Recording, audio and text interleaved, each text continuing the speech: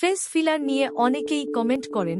আসুন আজ ডিটেইলে জেনে নিই প্রফেসর এবং প্লাস্টিক সার্জন অরিন্দম সরকার এর কাছ থেকে। ফিলার্স মূলত দুটো পারপাসে ইউজ করা হয়। One is to correct the sagging skin, অর্থাৎ অ্যান্টি এজিং ট্রিটমেন্টের পার্ট হিসাবে। সেকেন্ড হচ্ছে স্কিনের টার্জিডিটিটা ফিরিয়ে আনা বা রেস্টোর করার জন্য বা ফাইন লাইন্সগুলোকে কারেক্ট করবার জন্য। তা যেখানে আমরা অ্যান্টি এজিং ট্রিটমেন্টের পার্ট হিসাবে ফিলার্স দিই, সেখানে ইউজুয়ালি আপার ফেসে 3টে মতো ইঞ্জেকশন দেওয়া হয়। এগুলোকে T1, T2, T3 এটসেট্রা বলে। তাতে কি হয়, স্কিনটা ওপরের দিকের টানটান হয়ে যায়।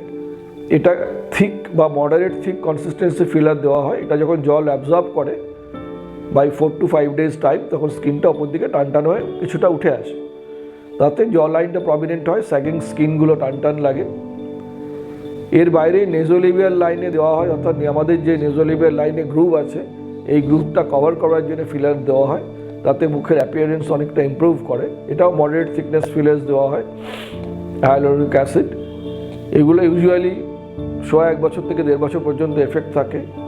টিয়াট্রা বা চোখের নিচের যে বসে যাওয়া অংশ থাকে, সেইগুলোতেও ফিলার দেওয়া হয়। আর কারো কারো রেড টু রেড চিন, অর্থাৎ চিনটা যদি খুব বসা থাকে, তখন চিনে ফিলার দেওয়া হয়।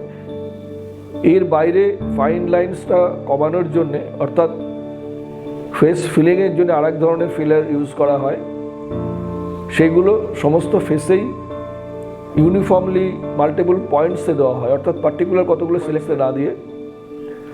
তাতে যেটা হয়, ফেসের ভলিউমটা রেস্টোর করে লাইট ভলিউম ফিলিংয়ের জন্যে। And they cause a very good anti ageing treatment and hydration of the face, যাতে কিনা ফাইন লাইন্সগুলো অনেকটা ইমপ্রুভ করে অ্যান্ড ওভারঅল অ্যাপিয়ারেন্সের চেঞ্জটা রিমার্কেবল হয়।